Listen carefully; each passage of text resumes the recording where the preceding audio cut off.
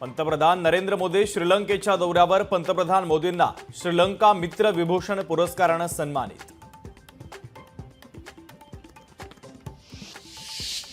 टाटा कंपनीने अमेरिकेचा कार पुरवठा थांबवला। ट्रम्प यांच्या टॅरिफनंतर टाटाचा धोरणात्मक निर्णय। लँड रोव्हर जगवारच्या कार एक्सपोर्ट थांबवण्याचा घेतला निर्णय।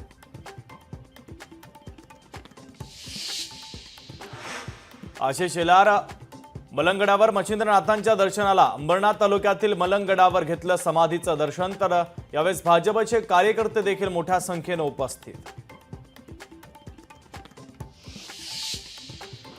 जलवाहिनीच्या कामामुळे वांद्रे कुर्ला संकुलातील पाणी पुरवठा राहणार बंद। 8 एप्रिलला संध्याकाळी 2.5 तासांसाठी होणार खंडित। तर पुढील 4 ते 5 दिवस पाणी उकळून प्यावं, प्रशासनाचं आवाहन।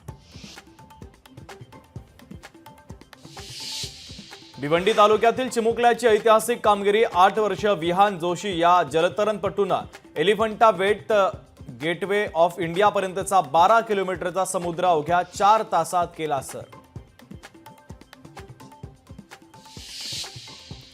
कांदिवलीमध्ये फेरीवाल्यांना रोखण्यासाठी बाउन्सर तैनात। महावीर नगरमध्ये पंचशील इमारतीच्या बाहेर बाउन्सर तैनात। फेरीवाले स्थानिकांना धमकावत असल्याचा आरोप। हुकुमशाहीचा आरोप करत भाजपच्या विरोधात भीम आर्मीचं आंदोलन। भायखळा ते आझाद मैदानापर्यंत आंदोलन। शेकडो आंदोलकांना पोलिसांनी घेतलं ताब्यात।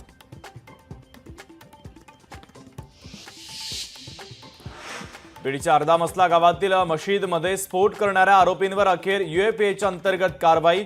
विजय गव्हाणे आणि श्रीराम सागडे या 2 आरोपींवर करण्यात आली कारवाई। नाशिकमध्ये अवैध सावकारी प्रकरणी मोठी कारवाई। 13 जणांच्या चौकशीमध्ये 8 जणांकडे अवैध सावकारीचे सापडले पुरावे। तर या प्रकरणी पोलिसांकडून 8 जणांवर गुन्हा दाखल।